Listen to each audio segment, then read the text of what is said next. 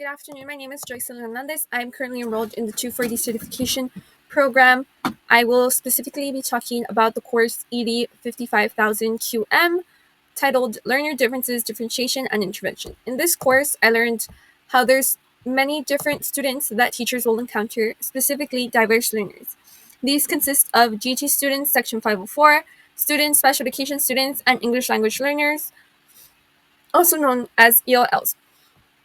So GT students, also known as gifted and talented students, are those students who perform at amazing high levels in their subjects, whether that be math, English, science, technology. Some students can perform at high levels in all subjects, and some of them are only specifically show high performance in one subject. But still, according to Texas law, students can't be inserted into the GT program and or classes. This in order to help with their leadership and academic skills by improving their critical thinking skills, their research and communication skills, giving them opportunities that aligned with their high performance ability.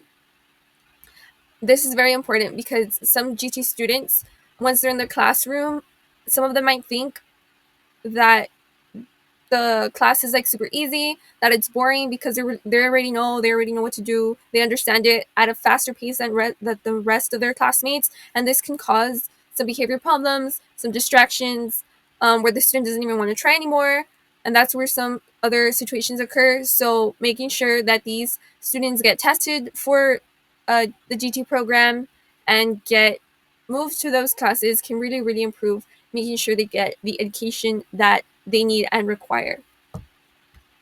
Other students that teachers may encounter are Section 504 students and special education students, which according to the law cannot be discriminated based on any disability.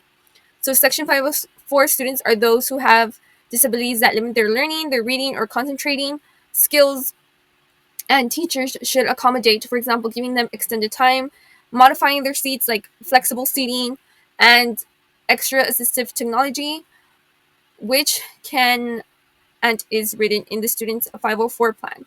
So this can change the curriculum, not really changing it, but in giving extra tools so it can be more accessible for them to understand in regards to every individual needs.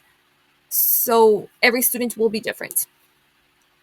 Special education, on the other hand, is instruction specifically changed, switched, and tailored to the specific need of the student, meaning the subject, whatever is taught, is the one that's being changed and not giving them just tools in order to help them.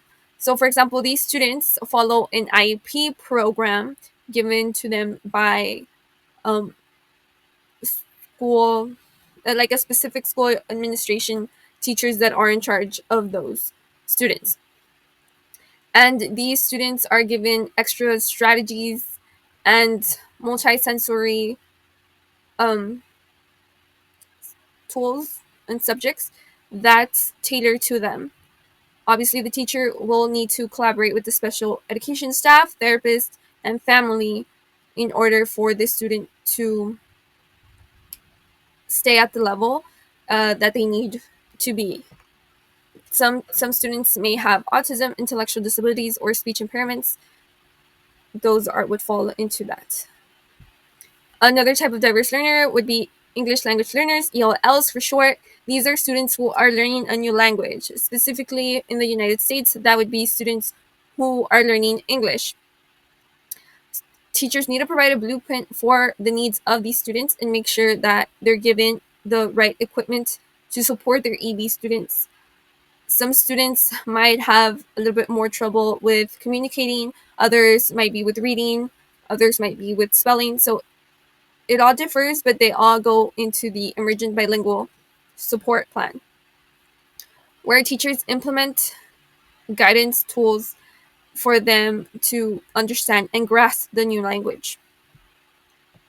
Last but not least, another type of learning style implemented into these diverse learners is the social emotional learning. So making sure this goes for all students is to check on them in order for them to know how to regulate their emotions, giving them techniques, supporting them, and making sure that they know that not only our priority is for them to get good grades and or understand whatever subject we're teaching, but also that we care about their feelings, that we care about their social skills, that we want them to strengthen those skills that they're going to need for the real world. Thank you.